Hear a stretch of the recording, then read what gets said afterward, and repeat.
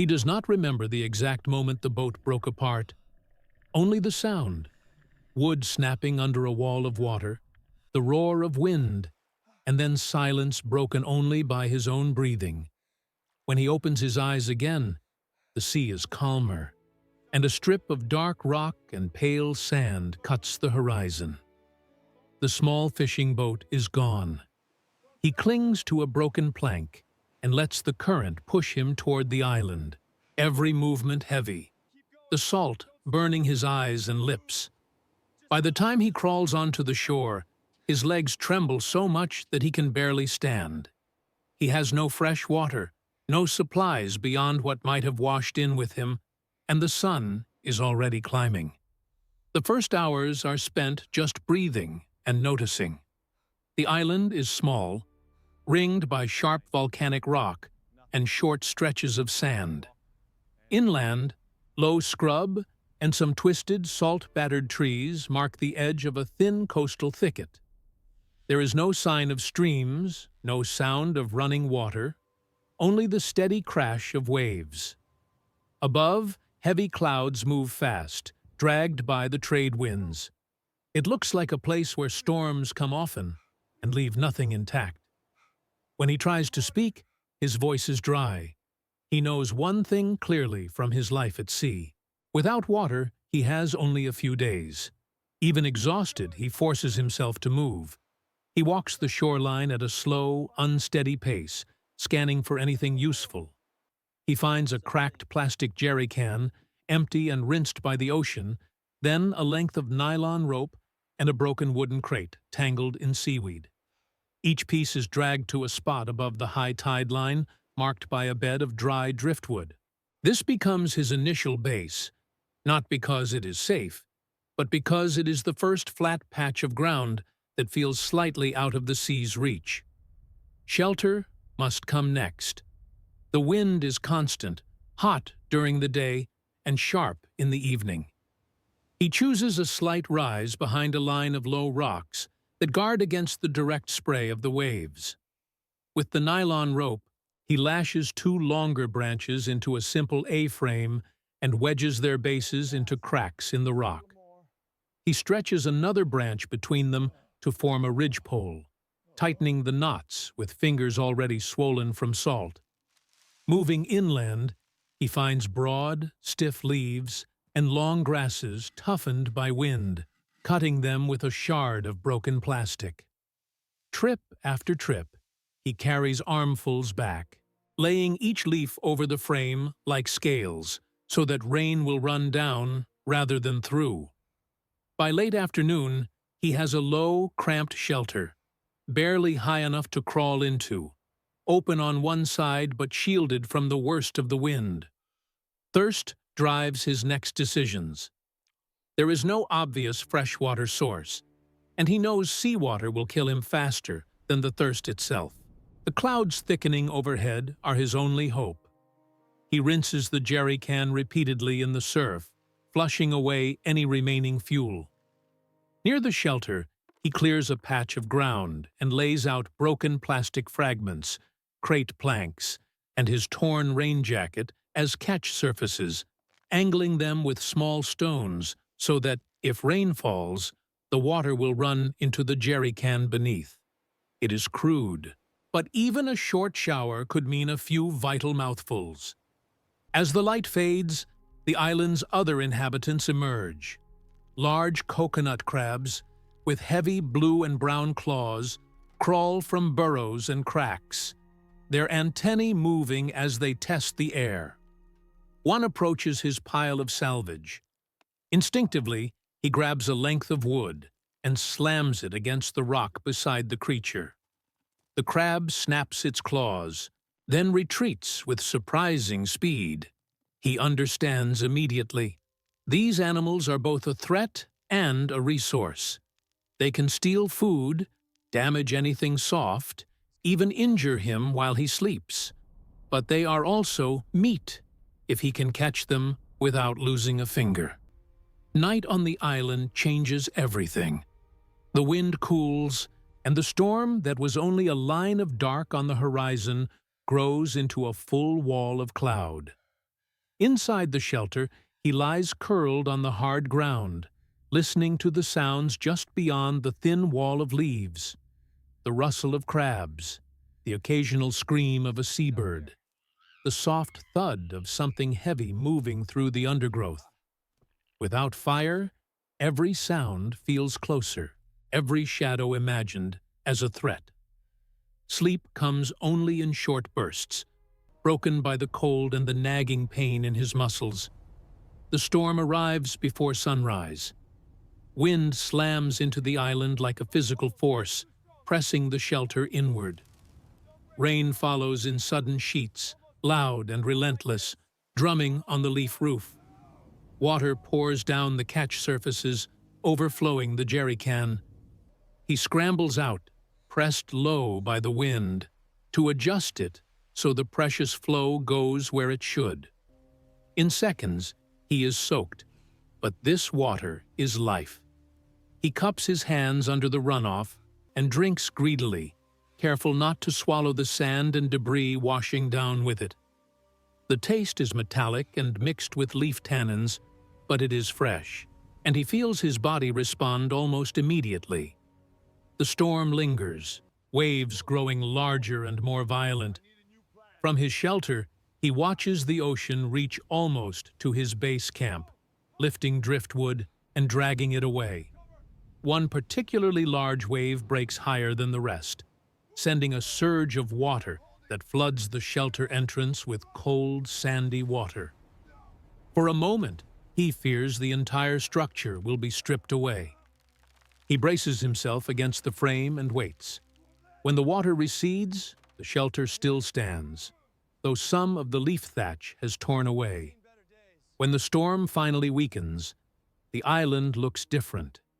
New debris litters the beach, tangled fishing nets, a segment of bamboo, more broken planks, and, miraculously, a second plastic container, half full of rainwater. He moves quickly to secure it, sealing the top with a piece of cloth tied tightly. With 2 containers, he can think about days instead of hours. He marks the water levels with charcoal scraped from a piece of blackened driftwood, tracing lines on the plastic so he can measure how much he drinks each day. Food becomes the next pressing challenge.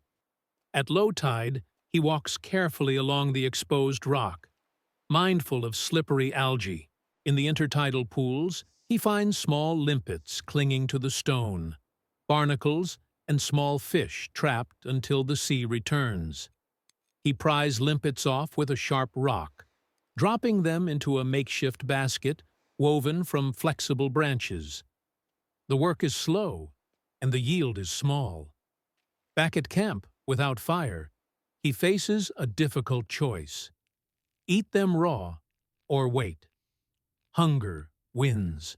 He cracks the shells on a rock and swallows the fresh flesh, the taste harsh and briny, but filling enough to quiet his stomach.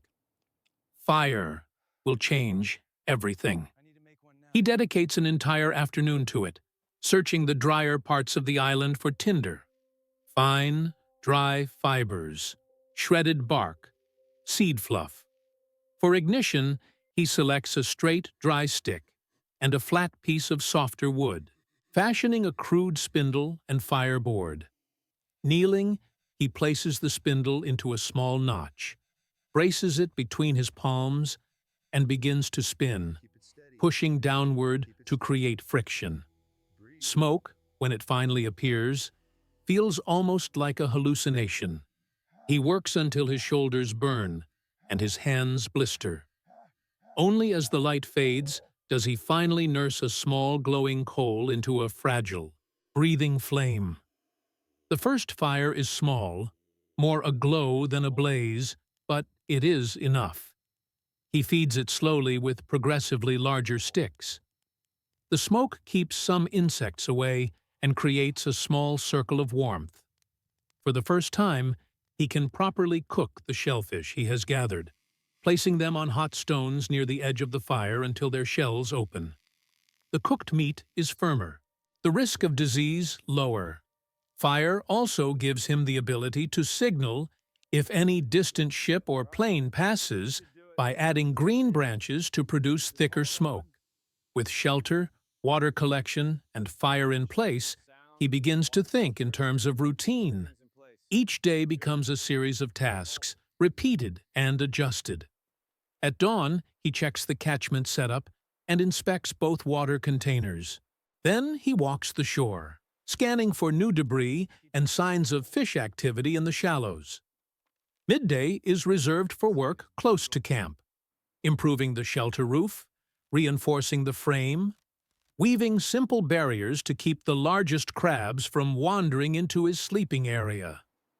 Late afternoon, as the air cools, he forages again. Shellfish at low tide, any fallen fruit from the few stunted trees, and occasionally, when he dares, he stalks a crab. Hunting a coconut crab is a calculated risk. Their claws can crack shells and bones alike. He studies their paths for days, noticing where they emerge at dusk. Finally, he digs a shallow pit just beyond one of their known routes, lining it with loose leaves. At the bottom, he places a piece of fish offal from a small catch he managed with a simple hand line made of salvaged rope fibers and a bent nail. When darkness falls, he waits, positioned uphill with a heavy branch in hand. The crab moves over the edge of the pit, then drops in. As it struggles to climb out, he strikes with precise, repeated blows until it stops moving. The meal that night is the largest he has had since arriving. He roasts the crab over the fire, turning the shell carefully. The smell attracts more than just insects. From the darkness beyond the firelight, eyes reflect back at him, small, cautious, belonging to a large lizard that has been circling his camp for days. This new presence adds another layer of danger. He responds by adjusting his camp. Scraps are burned completely or thrown far from the shelter, and the fire is kept alive through most of the night. Injuries are constant and unavoidable. Small cuts from sharp rocks and shells, bruises from carrying heavy driftwood, blisters from the fire-making efforts. He treats each as best he can, rinsing them with boiled water and leaving them open to the air near the warmth of the fire. He improvises bandages from clean strips of cloth torn from his shirt, changing them whenever they become damp. He understands that infection could be as deadly as thirst here, that a single wound on his foot could end his ability to gather water or food. Psychologically, the island wears him down in slower, more subtle ways. The constant sound of waves becomes a reminder of distance and isolation. Hours pass without a single new sound. He finds himself talking aloud while working, narrating his own actions, if only to hear a human voice.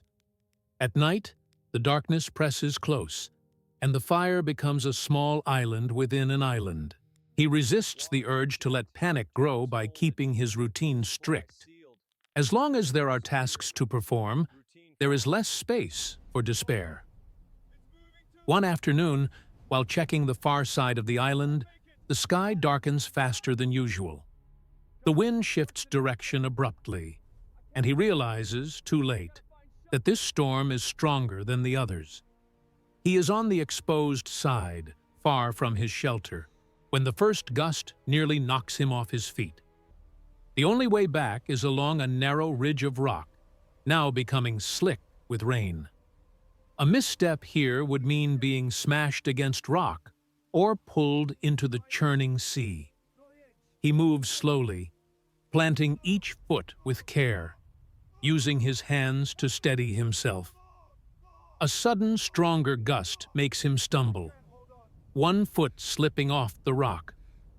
For a terrifying second, he hangs half over the drop, fingers clawing at rough stone. Skin tears, blood mixes with rain, but somehow he drags himself back onto the ridge. By the time he returns to his camp, the storm is fully upon the island. Lightning flashes so close that but the thunder follows almost immediately. The sea rises higher than he has yet seen, and waves reach the base of the rocks near his shelter. The wind tears at the leaf roof, ripping entire sections away. He crawls inside and braces his back against one side of the frame, pushing outward to keep it from collapsing. Water seeps in from every direction, and the fire, despite his efforts to shield it, loses its strength and finally dies. For long minutes, he is left in darkness, pinned in a shelter that feels more fragile than ever. When the storm passes, he emerges into a world rearranged. The shoreline has shifted, his catchment setup scattered, the jerrycan knocked over though not lost. The shelter still stands, but barely. It is a brutal reminder that survival here is not a straight line of improvements, but a series of gains and losses, building and rebuilding. He begins the work again, this time reinforcing the frame with heavier driftwood, anchoring it deeper, and designing the roof with lower angles to better shed the wind. Days stretch into a pattern defined by necessity, repairing what the environment destroys, anticipating the next storm, managing water like currency. He grows leaner, his movements more efficient, his choices more focused. The island does not become a home. It remains a place he must constantly negotiate with to stay alive. Every structure he builds is a compromise with the weather. Every sip of water is an agreement with the sky. Every encounter with wildlife is a calculated risk between hunger and harm. Yet, within this harsh system, he carves out a narrow space for survival. His shelter becomes more resilient, his fire more reliable, his methods of collecting water more refined. He sets up simple markers of piled stones on the highest point, visible from the sea, small signals for any distant vessel. The danger never fully recedes, but his capacity to endure grows, built day after day in quiet, determined work. In the end, his survival rests on a few simple constructions and on the unremarkable but profound human ability to adapt, to repeat the same careful actions, and to keep moving, even when every part of the island seems intent on pushing him back into the sea.